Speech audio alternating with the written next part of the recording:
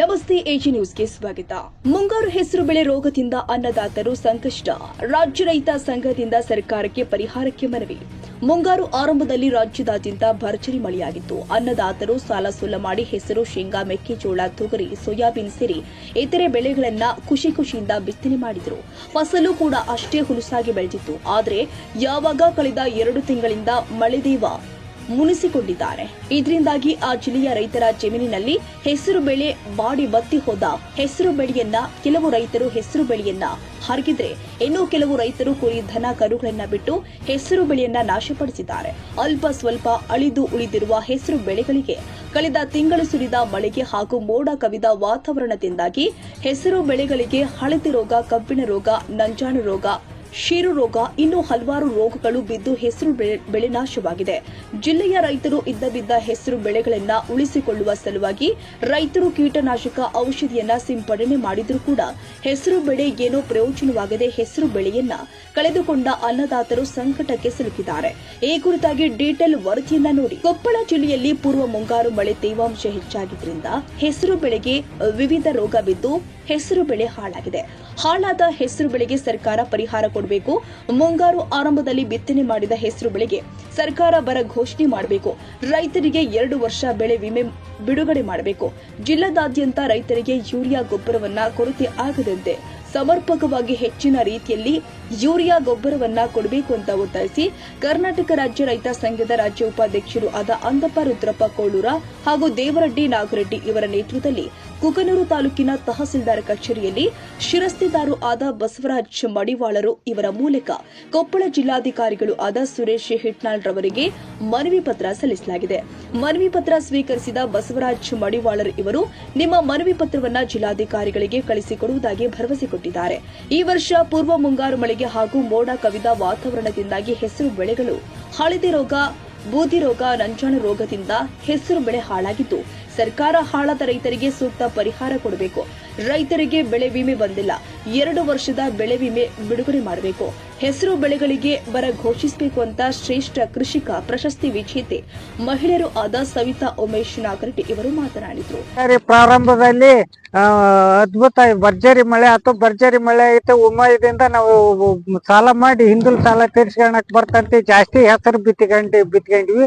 ಬಿತ್ಕೊಂಡಿರೂ ಹೆಸರು ಚೆನ್ನಾಗಿ ಬಂತು.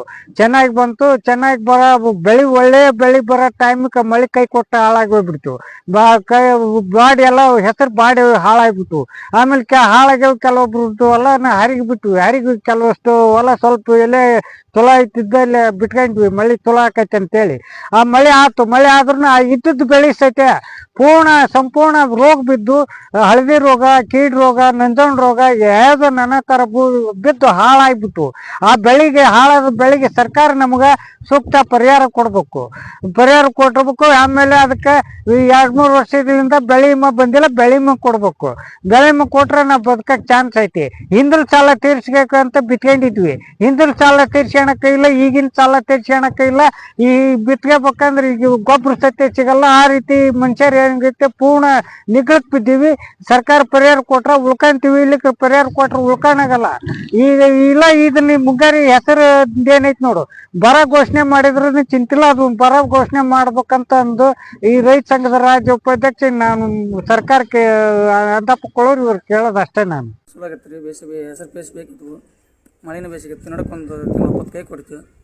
ಈಗ ಪೀಕ್ ಕೊಣಕತ್ತಿದ್ದು ಮಳೆ ಬಂತು ರೀ. ಮಳೆ ಬಂತು, ಬೀಗ ರೋಗ, ಕಬ್ಬಿಣ ರೋಗ, ಮುಟ್ಟಿಗೆ ರೋಗ, ಆಮೇಲೆ ನೀರು ನಿಂತ್ಕೊಂಡು ಲಕ್ಷಣ ಆಯ್ತು ರೀ. ಈಗ ಭಾಳ ಲಕ್ಷಣ ಐತೆ. ರೈತರು ಆತಂಕದವರ ಕಂಡಪಟ್ಟು 20-30 ಸಾವಿರ ರೂಪಾಯಿ ಖರ್ಚು ಮಾಡಿವಿ. ಎಕರೆಕ ಎಲ್ಲ ಕೆಟ್ಟು ಹೋಗ್ಬಿಟ್ಟೈತಿ. ರೋಗದ ಕಿವುಡಿ ಪಾಡಿ ಎಲ್ಲ ಅದಾಯ್ತು ರೀ. ಭಾಳ ಸಮಸ್ಯೆ ಐತಿ. ಸರ್ಕಾರದವ್ರದ್ದು ಮನವಿ ಇದು ಮಾಡಿ ನಮಗೇನು ಪರಿಹಾರ ಕೊಡಿಸ್ಬೇಕು, ಇಲ್ಲ ಬರ ಪರಿಹಾರ ಕೊಡಿಸ್ಬೇಕು, ಯಾಕೆ ಬೆಳೆ ಮರ ಕೊಡಿಸ್ಬೇಕು, ಬರಂತರ ಘೋಷಣೆ ಮಾಡಬೇಕು. ಈಗ ಒಂದಷ್ಟು ದಿನ ಮಳೆ ಹೋಗಿ ಹಂಗಾತ್ರ ರೈತರಿಗೆ ಈಗ ಮಳೆ ಆದ್ರೂ ಎಲ್ಲ ಏನು ಬರಲ್ದಂತಾಗ ಆಗ್ಬಿಟ್ಟೈತ್ರಿ ಸರ. ಇದು ಕೀಡಿ ಜಾಸ್ತಿ ಆಗೈತಿ. ಮತ್ತ ಇದ್ದದ್ದು ಒಂದೊಂದು ಕಾಯಿ ಬಿಡಿಸ್ಕೋಬೇಕಂದ್ರನ ಏನು ತೊಂದ್ರೆ, ಒಟ್ಟ ರೈತರಿಗೆ ಏನು ಹತ್ತಲ್ದಂತಾಗೈತಿ ನೋಡ್ರಿ. ಇದು ಎಲ್ಲಾ ರೋಗ ಬಿದ್ದು ಹಾಳಾಗೈತಿ, ಬಿತ್ತು ಹೋಗೈತಿ ನೋಡ್ರಿ. ಈಗ ನಮಗ್ ಪರಿಹಾರ ಕೊಡ ಅಂತ ಕೇಳಾಕತ್ತೀವ್ರಿ. ಮತ್ತೇನಿಲ್ರಿ, ನಮಗ್ ಪರಿಹಾರ ಒಟ್ಟ ಕೊಟ್ಟೇ ಇಲ್ಲ ನೀವು.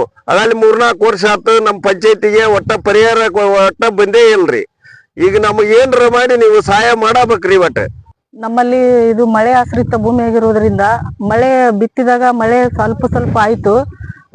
ಪ್ರತಿಯೊಬ್ಬ ರೈತನು 25ರಿಂದ 30 ಸಾವಿರ ರೂಪಾಯಿ ಖರ್ಚು ಮಾಡಿ ಹೆಸರನ್ನು ಬಿತ್ತಿದ್ದಾರೆ.